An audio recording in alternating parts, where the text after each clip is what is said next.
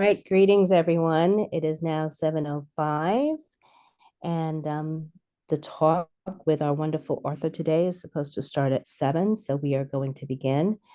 I want to start by saying welcome to everyone who has committed to join us this evening for another edition of Akonkesi Talks, Meet the Author. And today we are welcoming Nana Akua Barkang Adubea, who is also known as Nyoka Samuels-Gilchrist, which I just mentioned to her. It sounds like a very rich and powerful name, Gilchrist. So we welcome her and thank you so much for introducing us to your book. You're And welcome. your book is called The Courageous Pursuit of Authenticity, written by 8 courageous women. You also mention on the title of the book that this anthology will soothe your soul, empower you to embrace your truth, and it's a guide in cultivating an authentic life. Thank you so much for So having me. welcome. It's my pleasure. It's my pleasure to be here. Thank you so much for inviting me. Well, thank you very much for accepting our invite. So before we get into the conversation at hand about this wonderful collection of stories, I want to introduce you. I want to tell our community a little bit about you. So what I will say is that you are a Jamaican-born, New York-raised nurse and mentor that inspires through your remarkable healthcare journey. You have a dual bachelor's degree, one in psychobiology and the other in nursing, and you also have a master's in nursing. Your academic prowess underscores your dedication to this field. You have a diverse career that expands through bedside nursing, travel nursing, case management, and nurse education. Can I take a breath? Wow. As an educator in your practice, and your practice is called Seven Healing Waters, you have become an integral part to the River Region community. You have a gift for simplifying complex medical concepts that actually bridges patient healthcare gaps effortlessly. Your community involvement extends to cultural workshops and a broad service at Wawa Aba Wellness Corporation. Now, Wawa Abas Wellness Corporation also has another name. Is that correct, Nana? What is that name? Wawa Aba Inurufie. And as a part of that house, we also have an Amamre, Wawa Aba Amamre Fie in Kubiase Larte Okay. in Now, Ghana, West Africa, that part. now you also work with women in training, Mhm. and that includes women in training guides to menstrual cycles. I wish they had something like that when I was a young lady. I mean, your mothers and the women around you talk to you about it, but there's never really a guide to experience what you experience as a young lady. So that's wonderful. I believe for healthcare professionals, you've been more than a mentor. You describe yourself as a guiding light. And I can definitely attribute to that light because you had that light when I first met you. Your spirit was exuberating happiness and goodness and welcomingness. So that was a beautiful thing to say. And for you to describe yourself as a guiding light is absolutely correct, in my humble opinion. Thank you. Um, Thank you so much. your extensive experience and unwavering commitment and ability to simplify complexities make you an invaluable resource in the healthcare community. Now, your immersion in spiritual comb began in 1999, and you have continued, and it has continued to guide you personally and professionally to the evolution that you have become here today. So, without further ado, I introduce you to Nana Akua Barkang Adubea. Now let's get into the goodness. Greetings, greetings, everyone. Thank you for taking time out this evening to join us. Just settle in because we're going to have a nice, warm, and easy conversation. And please Don't have us up here talking the whole time. Comments in the chat, reinforcement in the chat. We love that. Okay. Well, I want to have the conversation first before I get in. So I'm going to be a little selfish. So before we start, previously I read what the title of the book is. Now I want to know, how did you actually begin on this journey? And was it your idea to actually compile this anthology? Oh, that's a great question. So, this the the book writing journey has been very interesting. The anthology contribution started as a book called Our Stories Belong in History. And that was about 27 women uh, to get together and tell their accounts of life and what sustained them. And what happened there was disagreements. And so, because we had such disagreements, some of us decided that we didn't want to continue with that anthology. And so, the hybrid publisher suggested that we compile another anthology and call it The Courageous Pursuit of Authenticity, because all of the authors who agreed to join into this anthology, that was the common thread. The common thread through all of the accounts was to find your authentic self, nurture your authentic self, and blossom and flourish because you've embraced your authenticity. Well, that answers my next question, because I wanted to know, how did it become eight? Was that a spiritual number? Was it a certain number? How did it become eight? So you just answered that question. Mm. Right. And authenticity, that word struck me as interesting. And you just described what it was, because I actually looked up a definition for it. And it says being actual, exactly what is claimed, an undisputed origin. And based upon what you just discussed, it seems as though that's how the eight was created, because everybody had a different version, a journey to self discovery that was different than the 27. That's right. This is true. Okay. So let's get into the book a little bit. So before we get into the book, let's get into the author.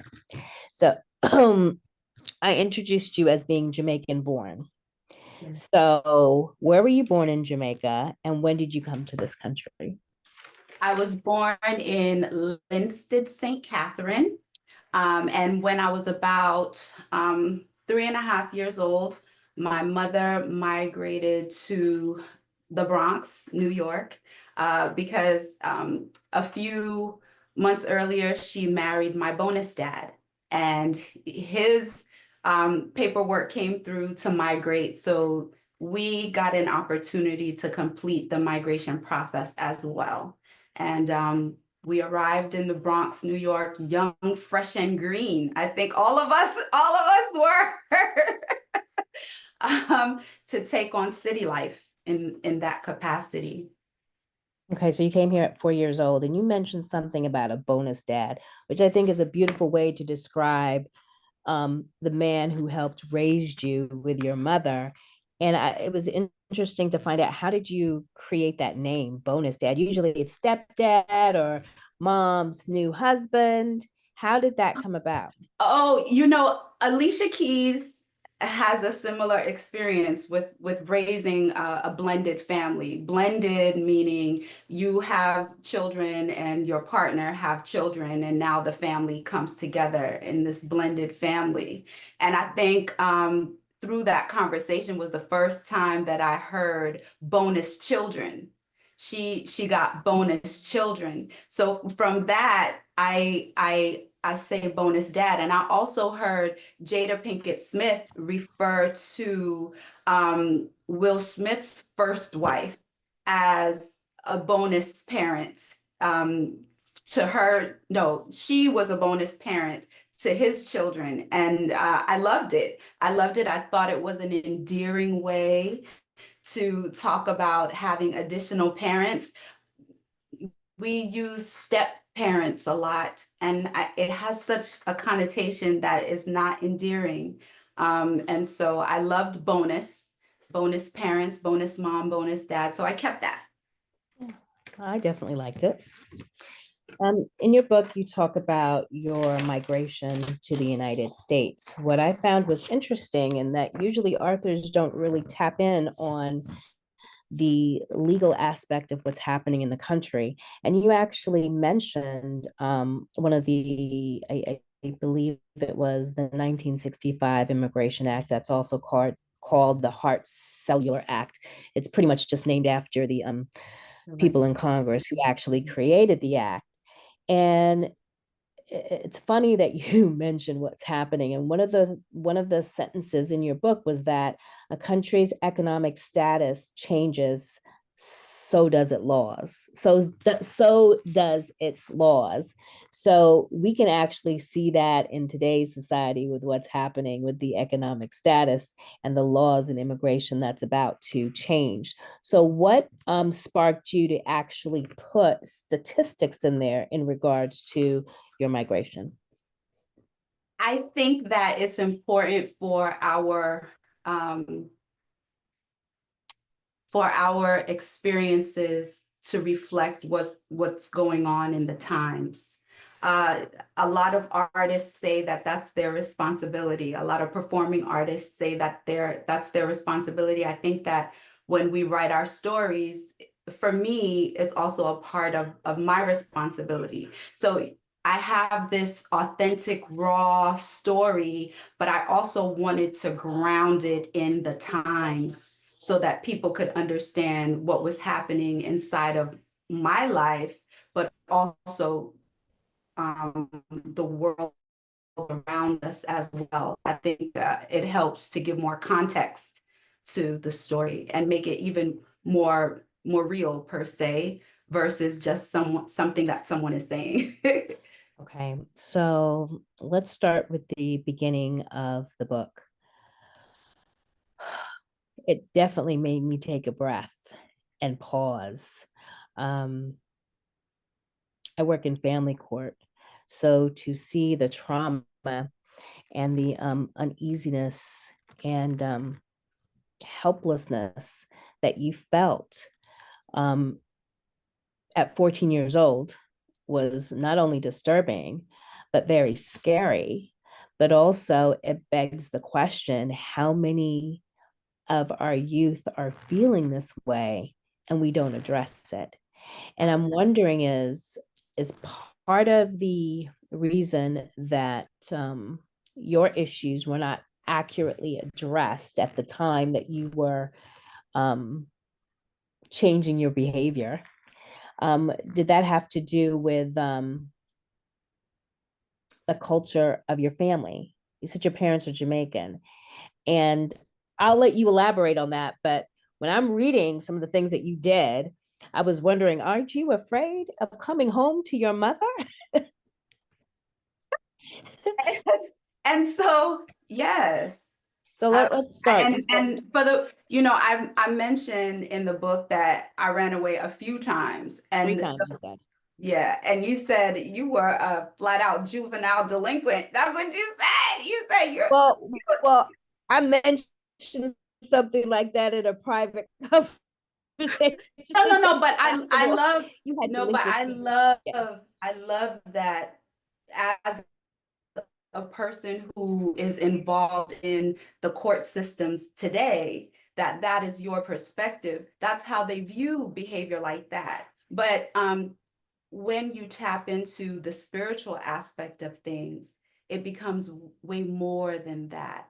And that's the social determinants of health, whether it was back in, 1990 or 1992, 93, they still impact us today. Um, for me, um, I was afraid to come home. That's why I ran away the first time, because I was scared to death. I thought I thought my mom was gonna, because I had done something and I thought my mom was really going to kill me. I was like, oh no, I'm not I'm not going home. But the truth of the matter is it was even more than that. Inside of my spirit was saying more than that. It was saying that it needed more. And coming to, I talk about it in the book, coming to America without a support system to provide more left a huge gap. It left a gaping hole that nothing could fill. So, how was your experience in going to schools here in America with your diverse background and your cultural differences? It was very challenging. I talk about it in the chapter. The bullying, the name calling, the desire to not be called names like that. So you want to fit in and not be ridiculed. That's huge. That was huge for me growing up. Yeah. And so here it is, innately I have this spirit that is that can't easily be suppressed. Like my own spirit cannot easily be suppressed. And here everyone around me is trying to change me and suppress me and put me into this container that really, didn't fit me. And it was very challenging. So as I transitioned with more freedom from junior high school to high school, that's when I saw more in the world, and I was like, wait a minute, there's more. There's not just the two-bedroom apartment that we that we live in. Like there's more. And so when my spirit was not grounded, the more, just it was overwhelming. And then my spirit started to respond to all the different things in ways that I can't even describe in words. I can't even tell you that I can describe it in words. And my parents didn't know what to do. So the alternative was, we're going to send you to Jamaica so you can get straightened out. So, how old were you when they decided to send you back? I was 14, 13, 14. Okay. And how was it when you went back? This is another culture shock because again, I talk about the fact that I didn't remember my family. On Yes. my migration was so traumatizing for me. So I went back on a visit, met everyone. I think I was about 10 at that time, and that could have possibly been another catalyst for me, because leaving wasn't easy then, because here I met my sister. Like we we were bonding, we were getting to know each other. She remembered me, I didn't remember her. Like, what's going on? And then it was just a vacation, so I had to go back home. And so that could have been a catalyst for me even wanting more and wanting to understand more. So when I went back to Jamaica, it was challenging. I the school system is different, transportation is different, life is different. You have this whole village of people that know you and embrace you and want to see you do well. This is not something that I had in America. Because we were pretty much By yourself. managing, yeah. So, you mentioned migration trauma. I've actually never heard that phrase before, but I can relate to it because I came to this country when I was 11 years old. And then I went to a private all white Catholic school. And then I went to an all black school in junior high school. So I never could put a name to the trauma that I was feeling. But migration trauma is real. And I'm sure a lot of people have experienced that, especially coming from another country, coming here, and then having to go back. So, how did that word evolve with you, migration trauma? I think it's out of a conversation my sister and I had. I mean, she's here. Abena is here. I think it came out of a conversation that we might have had, because we recognized that we were traumatized from moving. Like, our parents didn't explain to us. There was no, come, let me sit down to you and talk to you about what's gonna happen. Like, there was they just kind of, I don't remember any conversation. Okay. we're leaving, you have to come with us. That's it. It's not like you're going to change, your feelings are going to change that. So how many siblings do you have? I have two sisters through my dad, and I have a sister and a brother through my mom, and I am the only child between my mother and my father. Okay.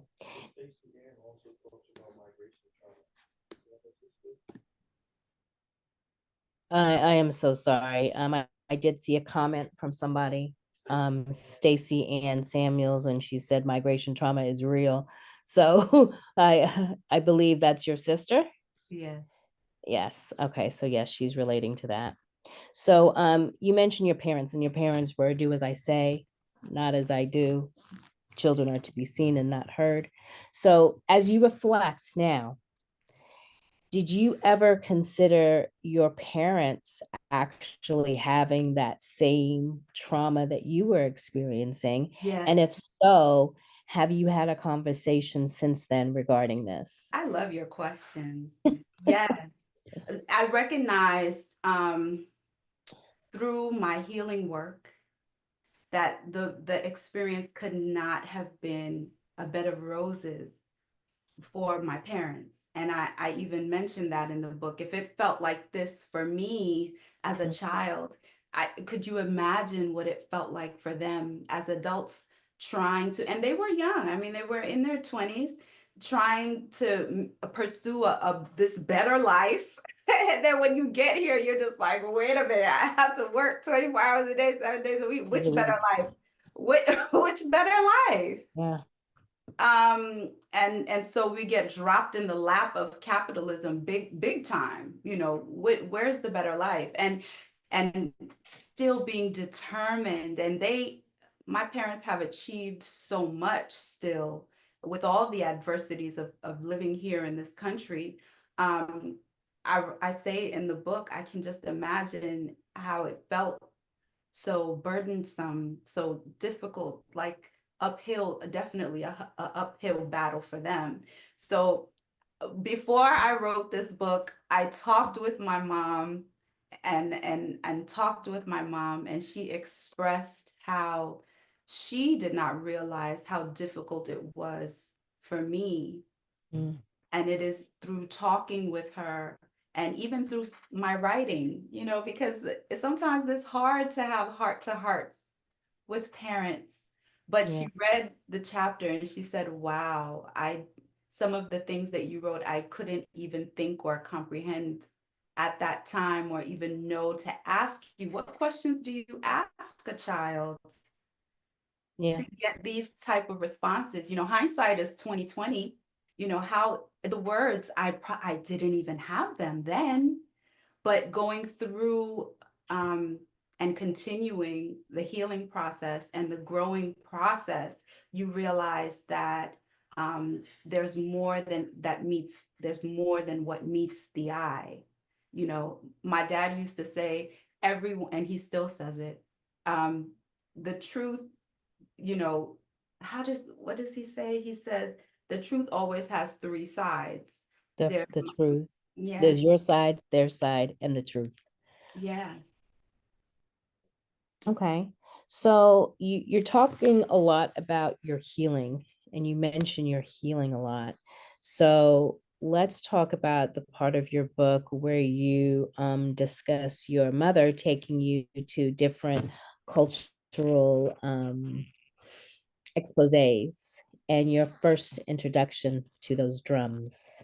Do y'all remember Black Expo? I know New Yeah. Yorkers, all right. Black Expo, my mom, very cultural, because in Jamaica, my mom was a Rasta, right? She embraced Rastafarianism. And when you study that way of life, you realize that it was very African centered. You realize that history was huge. So she knew a lot, she learned a lot, and wanted to make sure that we knew and learned as well. So she would always take us to cultural events, and Black Expo was one of them. Um, you know, Gary Bird was on the radio talking about you know, empowerment for the African American community. We were holding up signs at Al Sharpton marches. We talked, you know, I remember Yusuf Hawkins' murder. I remember all of Mm, those things, and we were there. We had the signs singing "No Justice, No Peace" up and down.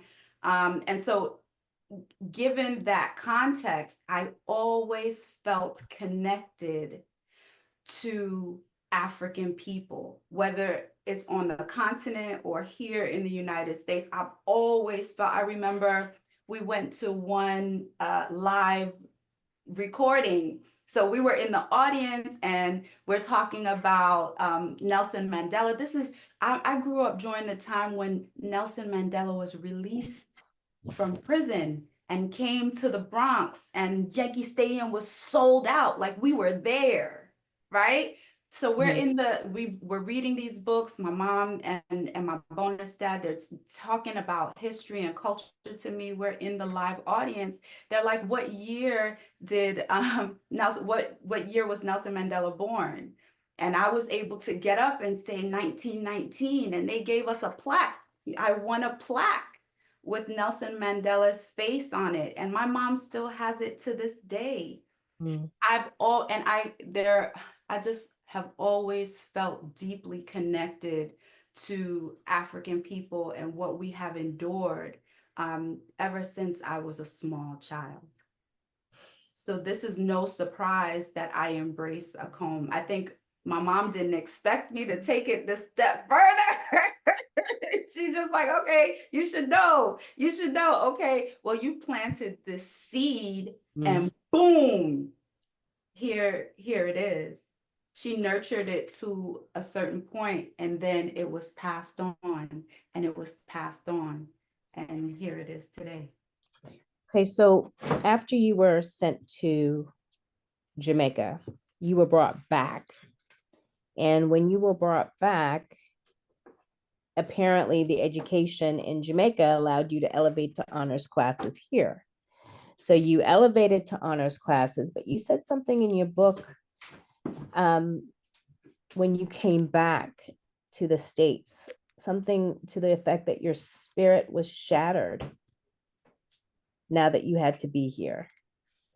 And you felt like you were, I think you made an analogy to Maya Angelou's book, I Know Why the Cage Bird Sings. So tell me a little bit about when you came back, going to your honors classes, then graduating, and then we'll move forward.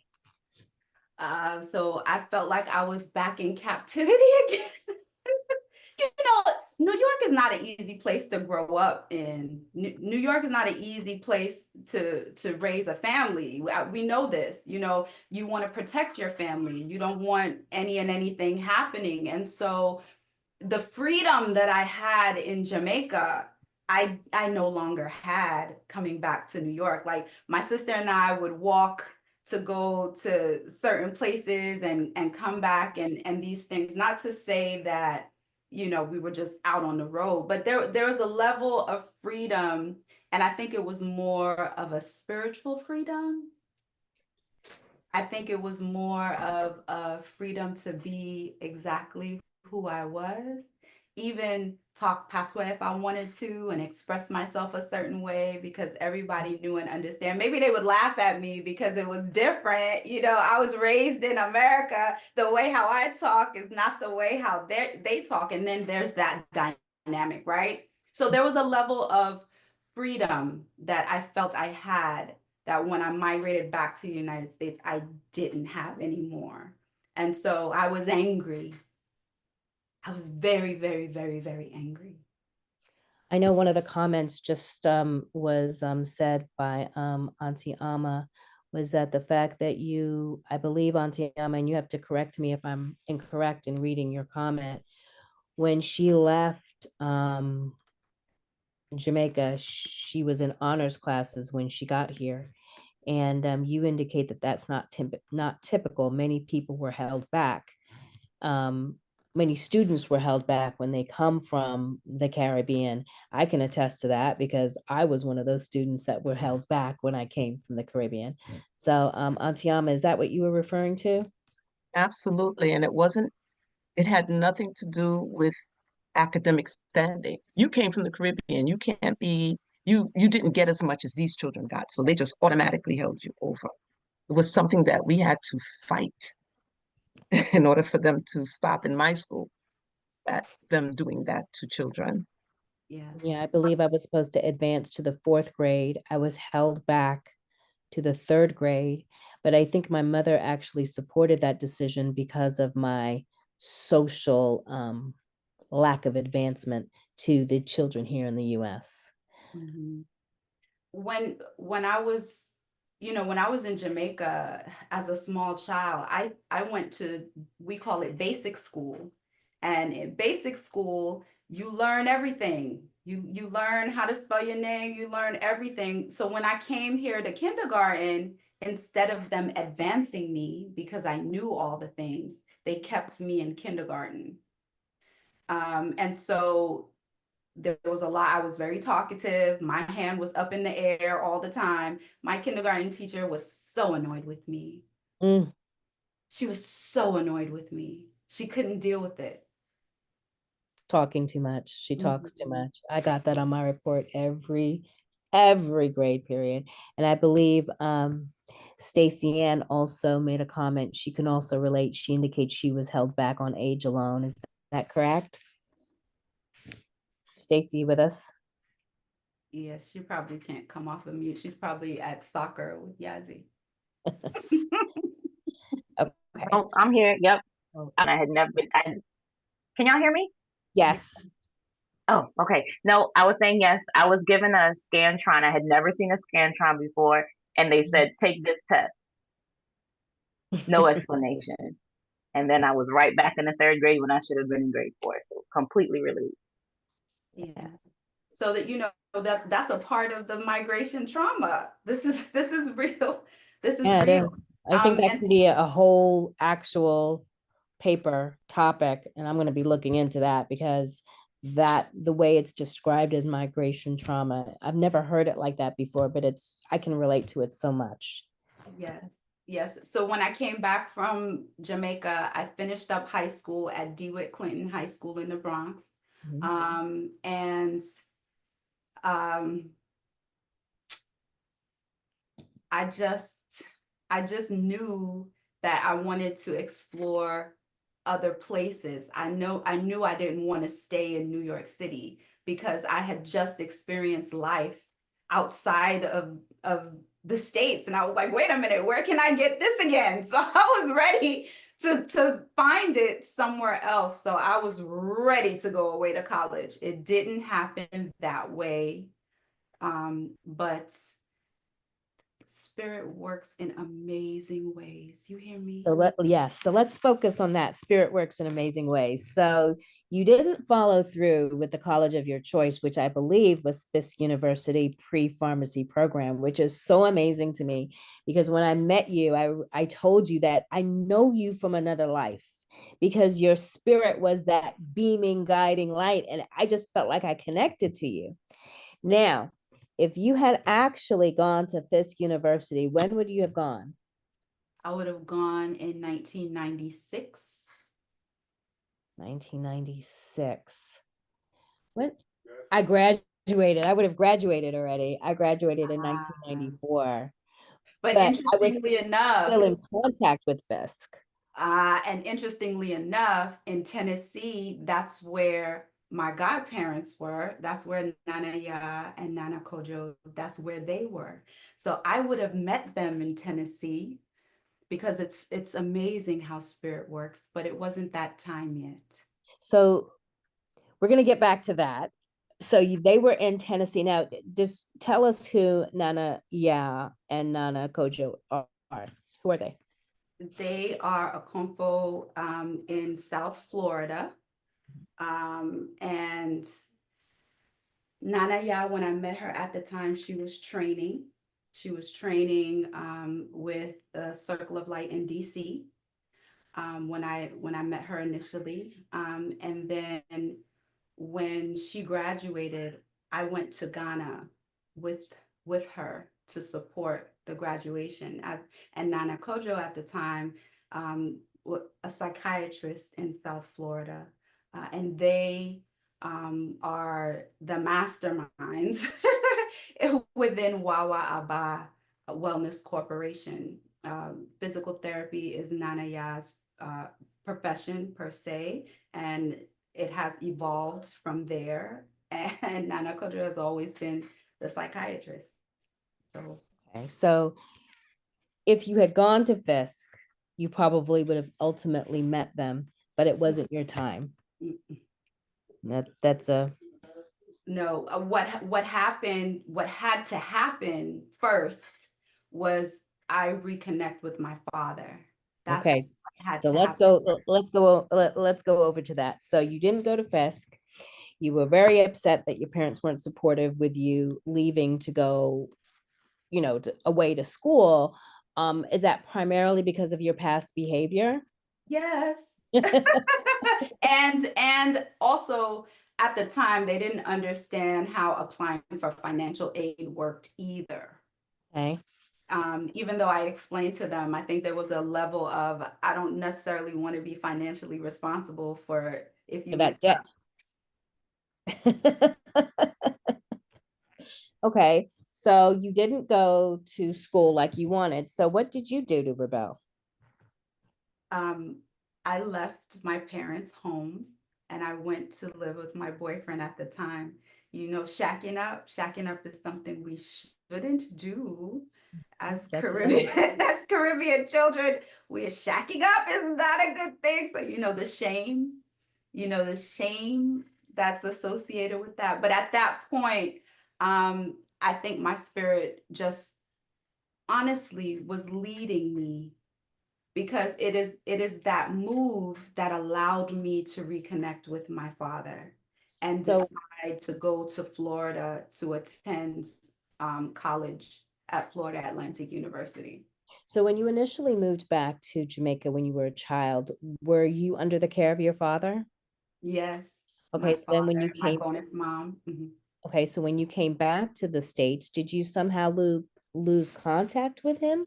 Yes, we definitely, it was like, and that's why I described it as being shattered in different places, not the same places, because here I had developed these relationships, and here I had cultivated a level of spiritual awareness, and then boom, I had to go back to New York.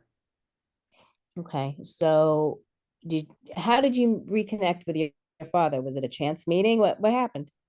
Let me tell you, I was working at a McDonald's. After I graduated from high school, I needed a job, I needed money. I was working at a McDonald's, and a woman who knew me when I was 3 years old walked into the McDonald's and looked at me, and she knew who I was. She Mm. called my dad. She said, I think I see Nyoka. I think it's Nyoka working at this McDonald's. She came back, she gave me her contact information, my dad's contact information, and that's it. I reconnected with my father, and we've been connected ever since because we lost connection. Okay. So you reconnected with your dad. You're now in Florida. How did you meet up with Nana Ya and Nana Kojo? So as I talk about in the book, I have a tendency to be very naive. We all do. So here I am in college thinking everybody is on my team. And the truth is, everybody is not on the team. So I encountered obstacles, and emotionally, because I didn't tend to my emotional health the way that I should, and my spiritual health the way that I should, and the mental health that I should, I literally had a nervous breakdown in college. And I had to be Baker acted. And when I was I'm Baker, sorry, Baker acted. I don't know what that means. oh, that is when like you have to be admitted to a psychiatric facility against your wishes. That was the point where my dad was. He was at the point where I don't know what to do. My daughter is wilding out and I don't know what to do. How old How were you can at I that get help? time? I was 19. Mhm. I find it very courageous and extremely surprising that you share your mental health and your situation within your book. What gave you the courage to use your voice to express what you experienced with mental health in your book? Because it's time to. It's not, it's for me, the way house spirit has shown up in my life, it's time to express it. When I was admitted in the psychiatric facility and my aunt came to visit me, she looked at me and she said, "This is not my niece. Who, this is not my niece. This is not my niece." She kept saying that over and over again. And because Dr. Vassal has the experience that he has in terms Dr. of Vassal is Nana Kojo, Nana Kojo. Okay. yeah, because he has the experience that he has in terms of kumina and mile and understanding what ancestral possession looks like, he was able to say, yeah, you're right. This is not your niece. This child is possessed by an ancestral spirit. So is this how you became introduced to Akom, through this initial meeting with Dr. Vassal, Nana Kojo? After I was stabilized and released from the hospital, they gave me a red pill, blue pill type of thing. Dr. Vassal said to my family, well, there's several different ways to manage this, because what Western medicine is going to say is she needs to be on medication indefinitely. That's what Western medicine is going to say. Akom and spirituality is going to say, we have to do some ritual, we have to look at some things, and we have to take it one step at a time, one day at a time to get your daughter well. So my parents made that choice for me because at the time I couldn't make that choice. So I started working with Nana Kojo and Nana Menaya, and here I You am say you today. start working with them. What was the process like? How did you begin? How did you take how did you get your sea legs? My Your sea legs, like a mermaid, you could get has their legs. How did that happen? So initially, when I started working with them, we did a lot of things. We did a lot of spiritual baths. We did a lot of conversation and talking. We did a lot of dancing and singing. We did a lot of spiritual work. And so um, I was working with them, learning learning Akan tradition, but at the same time, also learning Jamaican folklore and Jamaican dance and getting introduced to theater. And these are things that I was so out of touch with because my mom and my bonus dad didn't teach me that part. The book part, yeah, I knew all the history. I could tell you about the history, but the spirituality, the spiritual connection was not there. So what Nana Kojo and Nana Menaya did for me was bring in to the spiritual aspect of things. And I actually didn't start there. Santeria was where I started learning about an altar, a sacred space. I was introduced to Santeria in high school. I don't talk about that in the book, but there's so much more to write. I This is see. just an It seems like there needs to introduction. be a spinoff. This was cracking the door, but there's so much more to write and to share, because there are young people like me who are going through these things now. And where is the authentic guidance for a lot of them? You know, how are they going to get their sea legs? As you say, what is it going to look like for them? This is new for a lot of people. This is this movement that people have now to rest.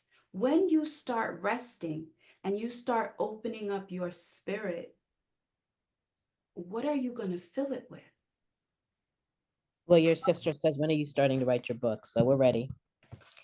How are you going to fill it up? When you start having dreams, one of the things that happened to me as I started growing and healing was I started having dreams of my past lifetimes.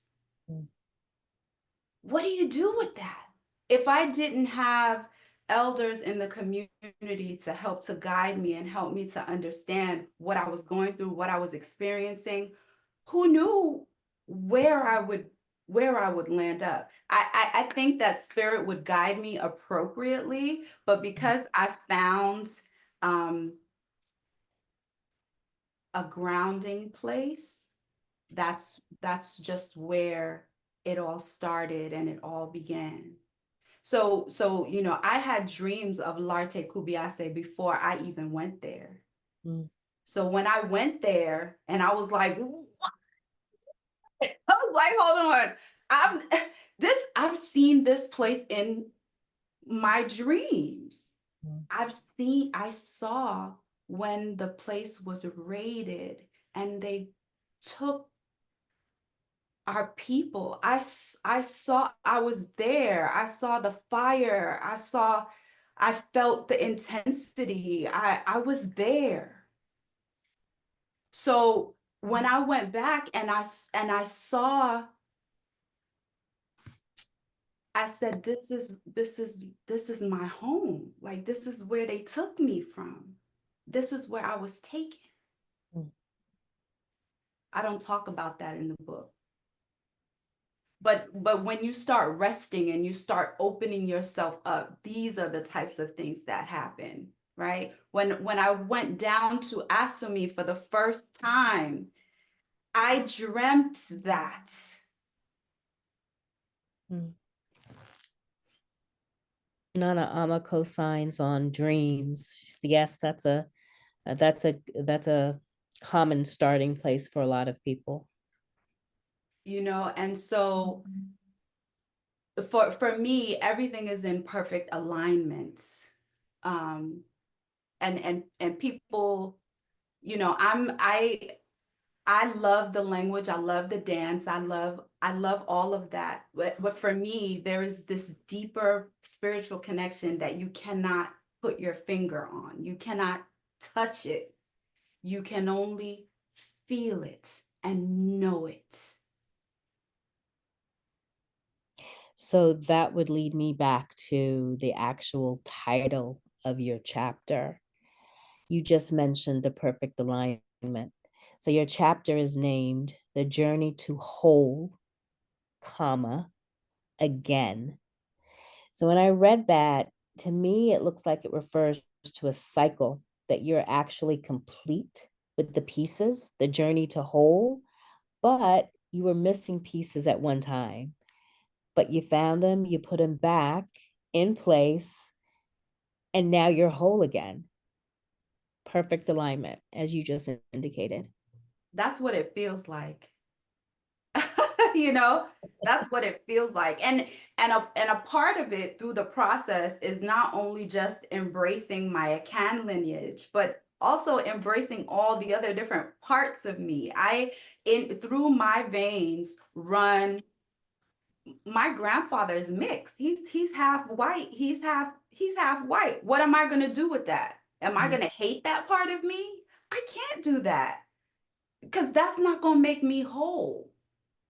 Am I going to dismiss that part of me? I can't do that because that's not going to make me whole. And so I've worked to acknowledge a lot of the different aspects of me and learn that the manifestation of my spirit now is a conglomerate of so many different aspects. And I'm okay with it. All right.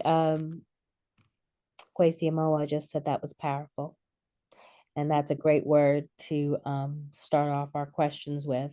There is a question from Dr. Owens that says, do you believe that the trauma had to happen to you in order for you to get where you are?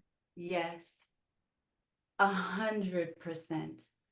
I think there are no coincidences in life.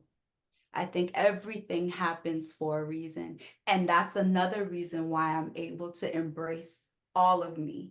So you say, oh, well, you're so courageous for sharing your story. At this point, I don't have no shame. You know how people say, when you give children, when you give birth, you don't have any shame anymore. Not concerned about none of that.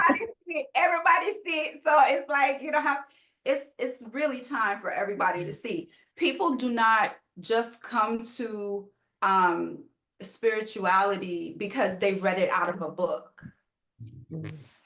I think we need to get out of that. People come to spirituality in so many different ways. It's not because I can get really passionate about certain things. Nana Kui, I think it's interesting that you say that you embrace your the white part of yourself, and I'm a light-skinned black, as my wife always tells me, right? First of all, I do not always tell you that. Call me light-skinned payday, right? That's okay. That's okay. He teases me. But I find it interesting that you're saying that or using that and saying you're embracing even the white part of you, because all of us Black Americans or people, we have some European ancestry. And I, as a spiritualist, a healer, or whatever, however terminology you wanted to describe, haven't really come to reckoning with that side of me for the simple fact I couldn't think that my ancestors would treat me that way, would treat my parents or great grandparents in the way that traumatized them. So I have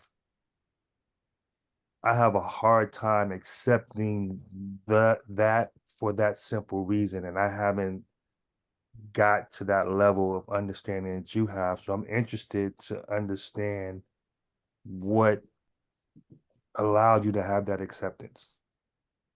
That's your GB. That's sure to be. Point blank. The shrine.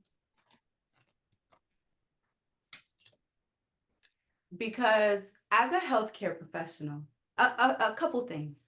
As a healthcare professional, when I go out to work, you think I could look at somebody's skin color or how they express their ethnicity?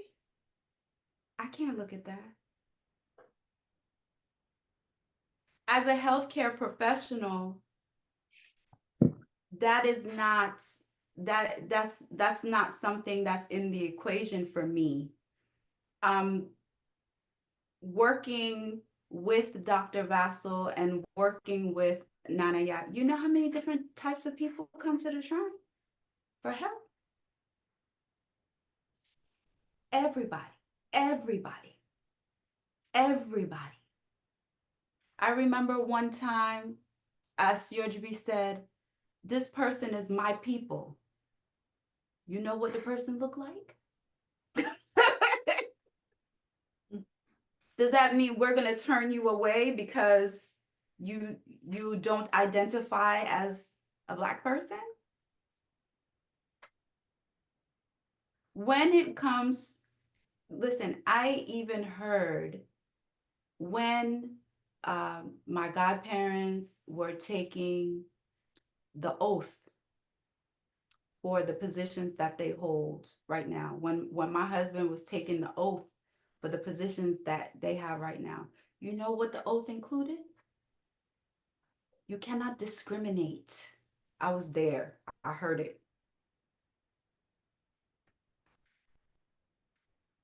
Mm. That's deep. And I heard an echo. So if you work with spirit, when you work with spirit, that you have to understand that. You have to have a very keen understanding of that. And Miss Marva said in the chat, and do no harm. That's key. And do no harm, because whatever you do unto others will come back to you tenfold. I think the nature of my shrines That's another thing. Yeah. has a different vibe than the surgery, for example, because my shrines are rough and they're warrior spirits. That's the bottom line, and they're Yeah. fighters. So that's probably part of it. Yeah, But everybody in the village can't be a warrior. How does that work?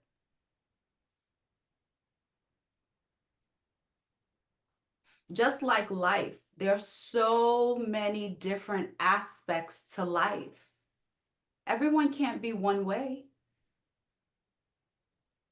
you're right. So in terms of the acceptance of some of the things, so that's what I was trying to get at more so than Yes, so the some of the shrines nuances are that very are strict. associated with. And Yes. then for me, the level of peace, because you speak about the peace and the things that they're doing, and you relate it back to your profession. Yeah, I'm not in healthcare, so it's a different thing in terms of how I interact with people and how I move with folks, and then I guess also how I move with spirit. So, but yes, I get what you're saying. If I might add something, I worked with a lot of different people from a lot of different cultures in the school system. And as an Akomfo, you hear. And I didn't stop hearing when I was speaking to somebody white and giving them advice. I didn't stop hearing when I was speaking to somebody who was Arabic and giving them advice. They always spoke and they always helped them. So I totally understand what you mean about if somebody comes to the shrine for help, you help them. Yeah. So I know you don't mention this in the book, but during my conversations with you, I found this extremely interesting. Now, you are, for lack of a better word that I can choose to describe you, as a trained priest, an akomfoa, or a spiritual a komfo, or a spiritual leader. Is that correct? You're asking, how do I describe myself? Yes. Can I be honest? Yeah, if you have no labels, if you talk to me. So, okay. So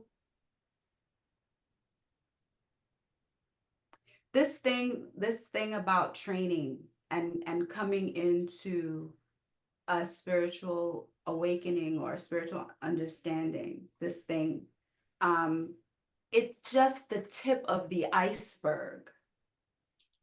Just like when we look at education, and there's this, you are in primary school, then you go to elementary school, then I mean junior high school, then you go to high school, that's collegiate. There are postgraduate studies, right?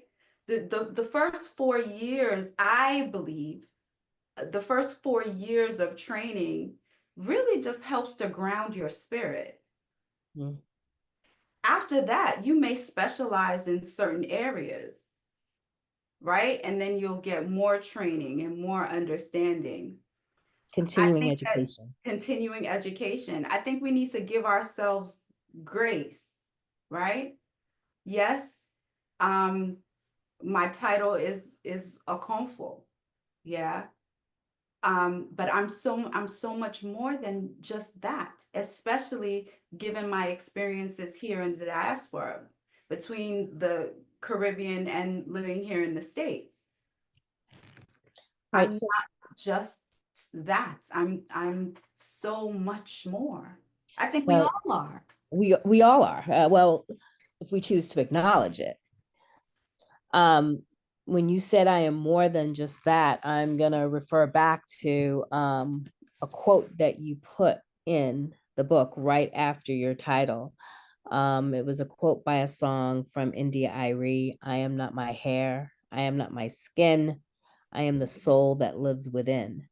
So it seems like that's touching on what you just said. I am so much more. Can you tell me why you actually chose this song and this line to put in your book? Because I am so much more than what you see. We all are. My soul, my spirit, the lifetimes that I've experienced, it's come with me. I express this way, but who knows how many lifetimes that I've lived and come through to be here now. They all contribute to my spiritual awareness right now. You know, I'm not just what you see. You like my hair? Yeah, I could cut it all off tomorrow. Then will you still like me?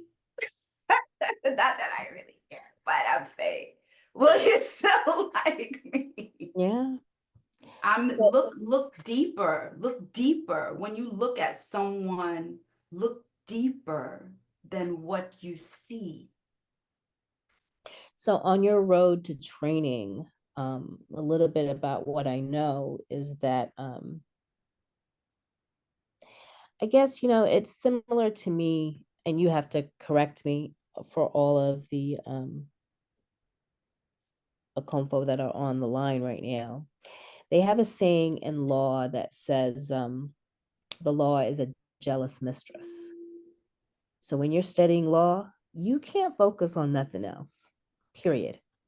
Just that, blinders on, nothing else. So I believe by what my husband tells me, Kwesi Amoa, and but what I've discussed with you is that when you are training, going on that journey to spiritual enhancement, it's about that. It's about nothing else. So I believe you shared with me that you actually got married during this process. Yes. So what I would like to do, if your husband is available, for him to come in and just share with us a little bit about what that process was, because for me as a wife, it wasn't pretty. So I would like to know the standpoint of your husband. Is the oh honey, are you here? Because I see my name twice, so I'm wondering if that's him here. Oh honey, are you here? I don't see him. I don't know who that is with my name. I'm not sure. I don't think he's here. I don't hear him. All right, so tell us a little bit about your experience and about how that actually was allowed to occur. You know, um, I knew that you were going to ask this question, so I was listening so that I can give a response. The training for me lasted a very long time, just because I went under at a particular date, right? My training started way before that. Mm. So as I shared, I was working in the shrine since 4 years before I actually went under. So going under was a certain type of formality for me. And during the time, I learned a lot more about Akom. But there was a prayer that I prayed, and my husband walked in at that time in my life. What was I gonna do? Tell him, go, go. I can't with you right now. Go. The Bosum didn't feel that that's what needed to be done at the time. And so one of the things that is very interesting about my journey is that where I went under, where I started to train, is not where I graduated.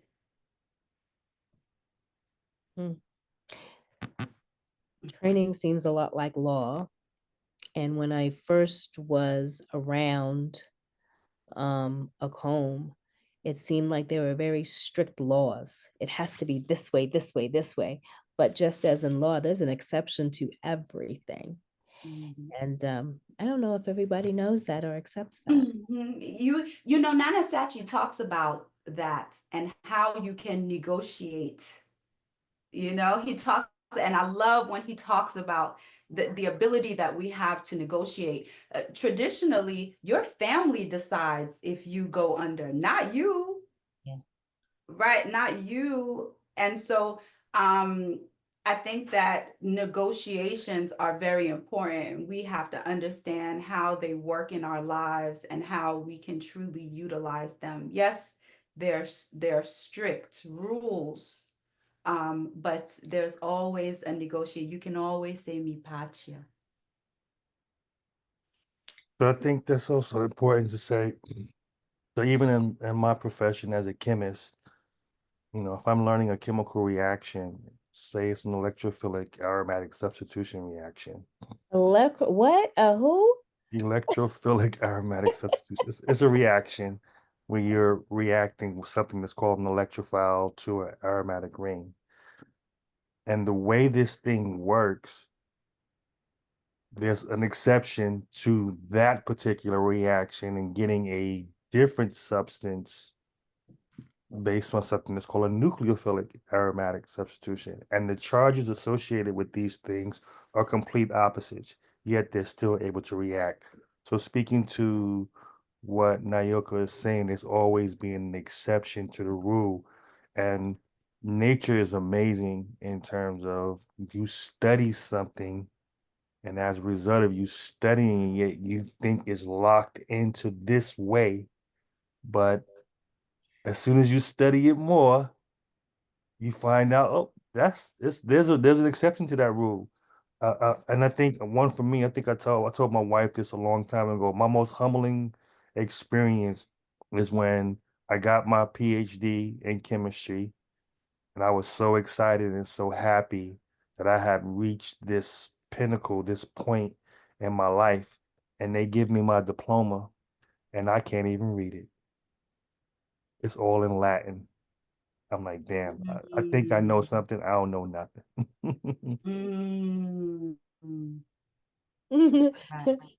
No, You know Akua something. looked at that like, what? What do you mean you couldn't read it? But when he Right, right, said right. Latin, Yeah. that opened up the understanding. Right. And even you know, with learning the tradition, that there's so much to learn.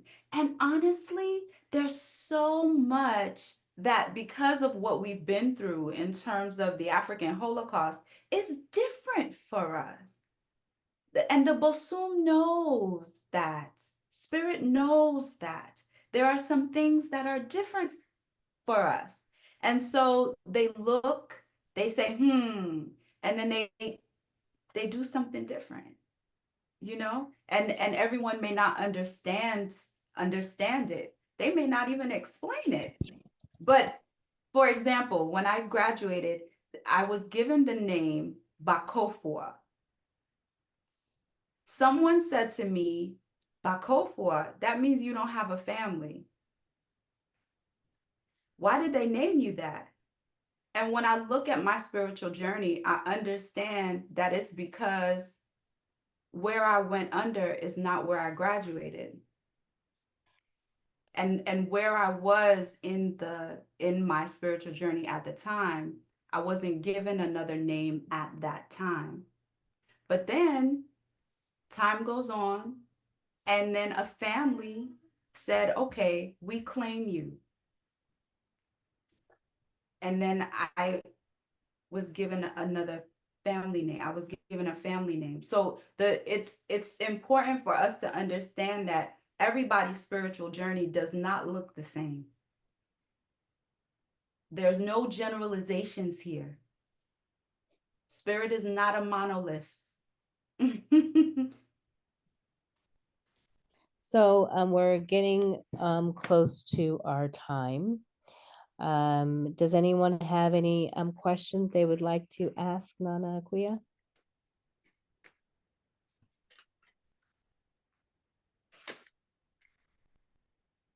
No more questions? I have a question. Do you still live in your dream world? Live in your dream world. Do I still live in my dream world? Do I still have dreams? Yeah, more to it than that. I do. Do you go there still? I do. I love that question. I do.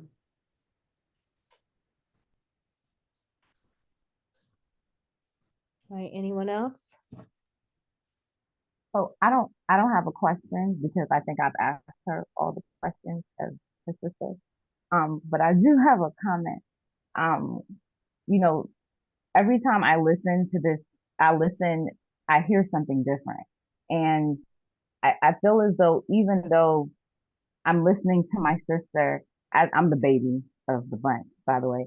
Um, there are still so many ways that even though our experiences were different, we migrated at different times. You would expect that because you're family, you have a complete understanding of someone's experience. But there's so much for us to learn about each other and our experiences, and there's so much for us to still have conversations about that I think sometimes we shy away from. And it's very inspiring to be more transparent and more open, particularly as a woman who has migrated from Jamaica, living in the States, and embracing our home. It's like a specific subset, right? But there's so many of us that have these stories of how we find ourselves and how we ground ourselves and how we move forward in the world. And there's so many young people who need these stories and need these experiences. So I guess my comment is this: I hope everyone else on the line is also encouraged to tell their stories more freely. Because even though we know that our parents and our grandparents did the best of what they could, and we still have traumas, we are so much better now. We have grown so much now. Can you imagine what will happen with our grandchildren and our great grandchildren if we continue to speak and heal and open? So just wanted to throw that in there. That's all. Thank you. Thank All you right. for saying that. I think about Yao. You know, when we are gently merging everything that we know. Like we use prekese. My children know how to prepare it. They know, you know, and they add it to our food. Like my son, he just cooked dinner. And he's like, "Oh mom, where's the prekese? I want to put that in the, oh, it tastes so nice." Like and we are gently merging what we know to create something beautifully unique. This is unprecedented what we're doing inside of our families. It's unprecedented. I've never seen it before. The ability to reach back and weave new traditions. We talk about a process that Nana Sankofa brought to us called Please Spirit. In the height of the pandemic, he brought these beautiful messages about Please Spirit and the process. And when I listened to the process and connected with the process, I realized this is what has been happening to me ever since college. Please Spirit, like Please Spirit is my life. What advice would you give someone who is in the process of having those types of dreams and is fighting, accepting what needs to happen to move forward? If you're fighting it, there's really nothing that you can tell somebody when they're in fight mode. I was just having a conversation with someone earlier, and she said, you know, if you're fighting to hold on to something that is not helping you, or you're fighting to keep things away from you that's not helping you, then you're not ready for this. You haven't hit rock bottom yet. That's what she said. You haven't hit rock bottom yet. No one, I don't want, you know, my beautiful sisters out there to hit rock bottom before they say, hey, I need some help or I need some guidance. You know, I don't want them to. That's why I'm saying my story. That's why I'm, you know, telling my truth. That's why I'm being authentic. But there are some people who, unless certain things happen to them, you just have to be patient and you have to wait on them. I don't evangelize. I don't do it. Because if you can see me and you are ready, then you will come. And then I have all the stories here to share. I have all my experiences here to share with you. All of it. So if you're fighting, you're not ready for me. But if you're at a place where you're willing to listen and you're willing to accept and you're willing to evaluate, this is what we do inside of Please Spirit, and you're ready to allocate, and you're ready to purify, then please come.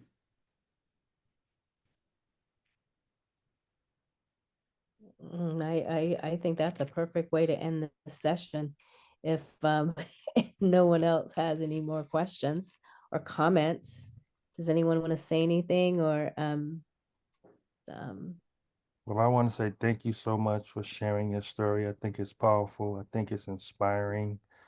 I think we have, I think your story opens up a door for the trauma in our community, a home community, for people to feel safe and be able to come out and express themselves.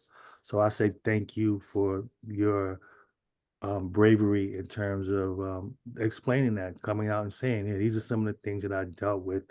I've said it several times. A lot of us are afraid to tell our truths, and we just want to hide things and make things seem like everything is hunky-dory. And there's definitely a lot of issues going on within the community. And I think you become the first step in allowing people to say, you know what, I have a story similar and I want to tell as well. So I say thank you, Darcy, you know, for stepping forward and doing this. So when you said you had the book, I'm like, yeah, well, everybody make sure they mute themselves, please. we gotta do something with this. So, and I think that it's important that you share this. So I say thank you again.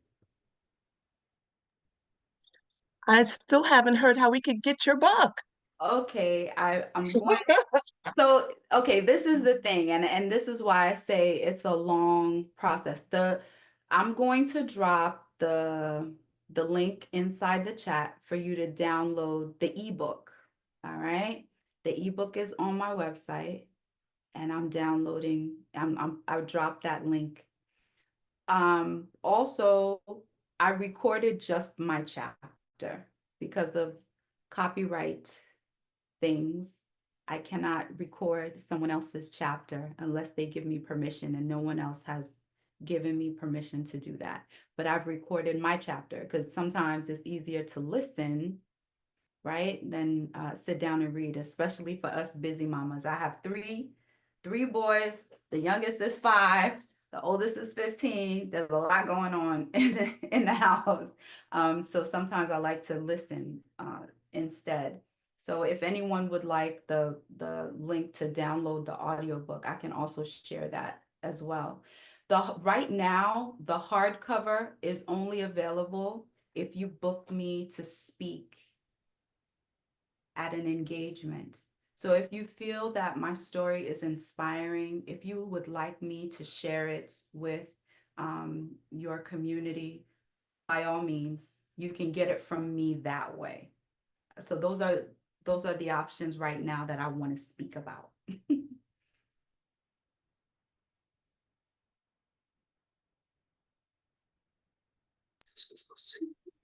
Greetings, Sister Nyoka. So, Akosala.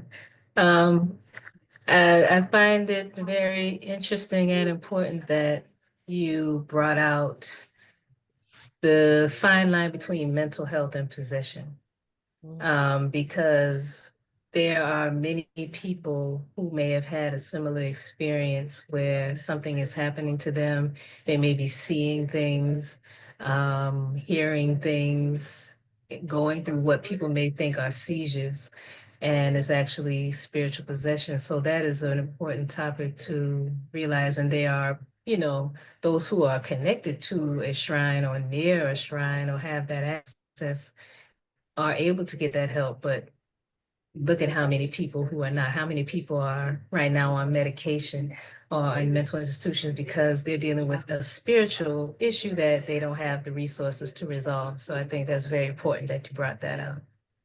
I love that you, Akosua, you brought that because, Dr. Vassal would talk about all the time seeing people who come and it's a spiritual imbalance, but you got to give them a diagnosis. They come to see you, but it's a spiritual challenge. It's something that has manifested in that way.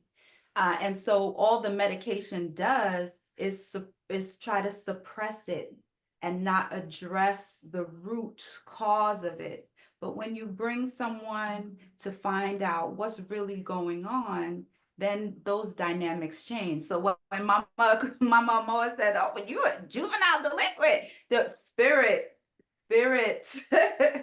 was intervening in ways that I couldn't understand, my parents couldn't understand. And so you have to have that elder or that reference point, and I say,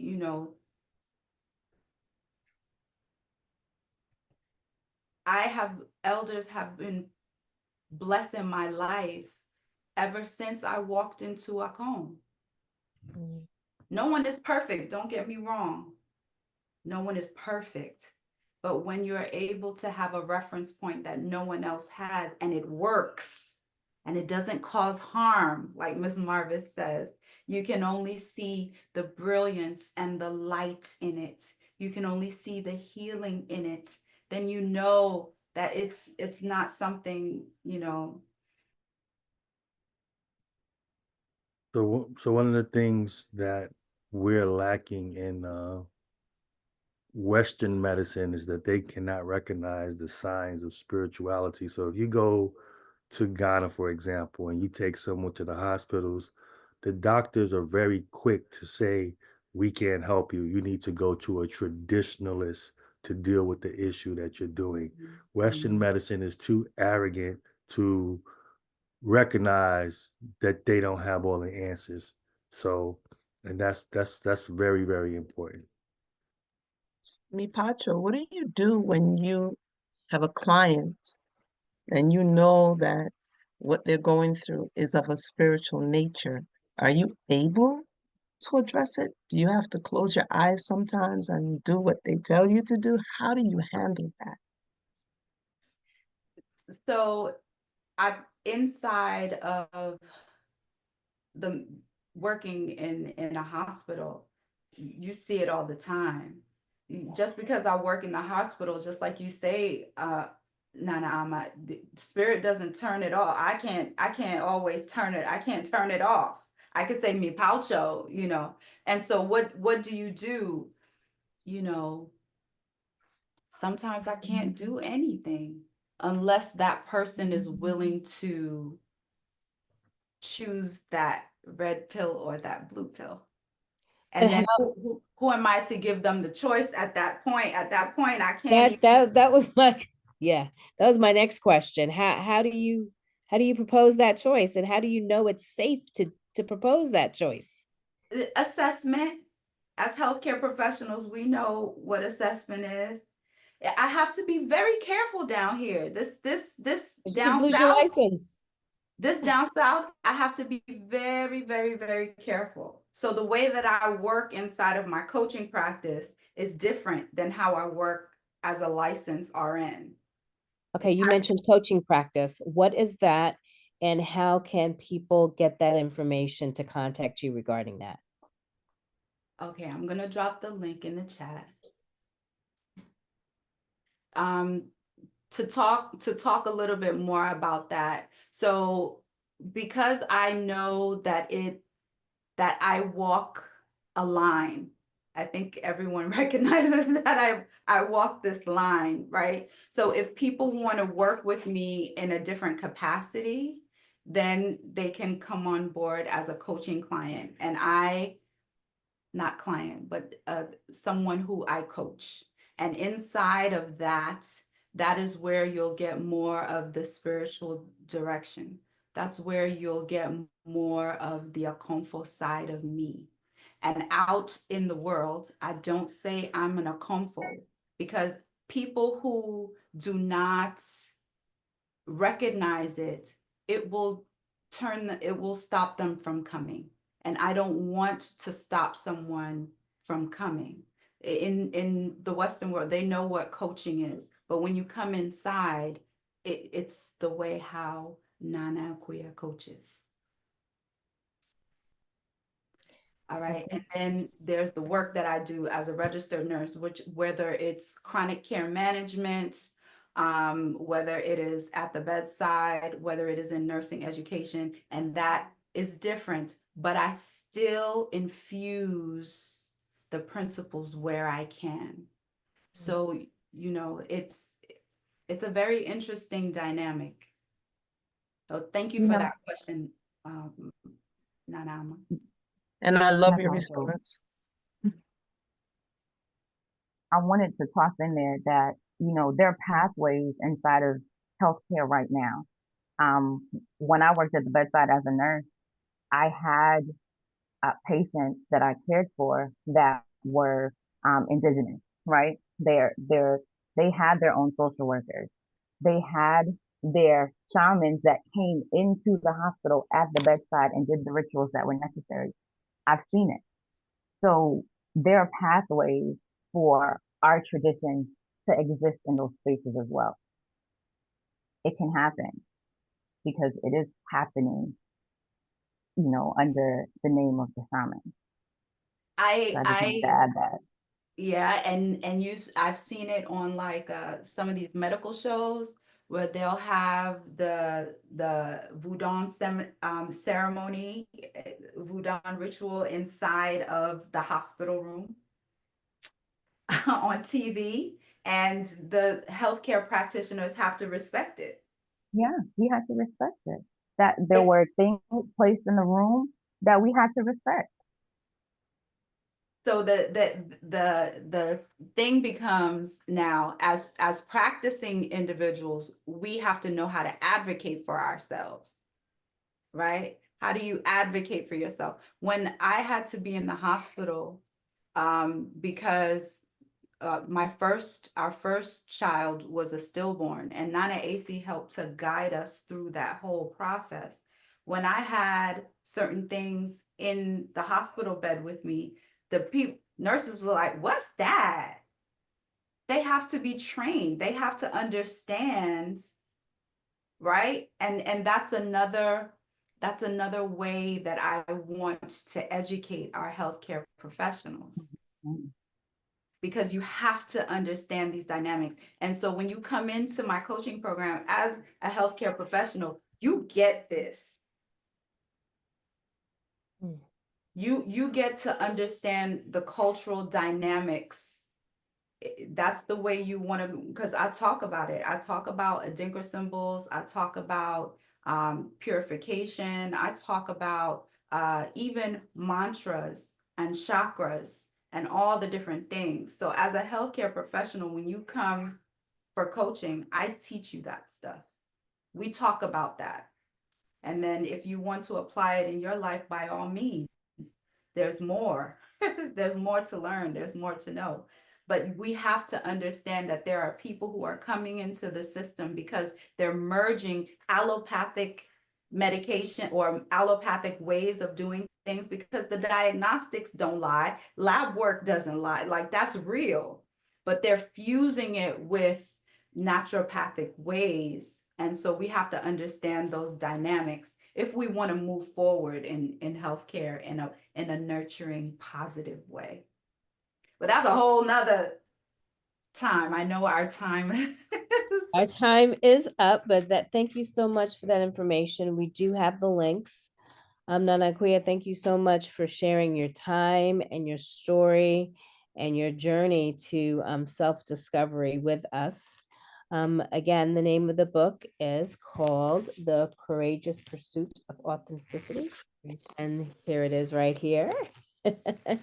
Thank you so much. And we will be speaking to you soon.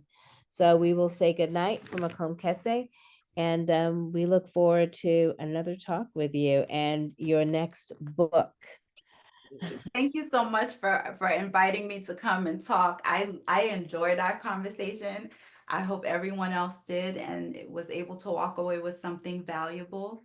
And we give thanks. We give so much thanks for this. All right, Madasi. Yes. So everybody, good night. Mama Akua, if you could hold on for 1 minute. Thank you all and have a good night.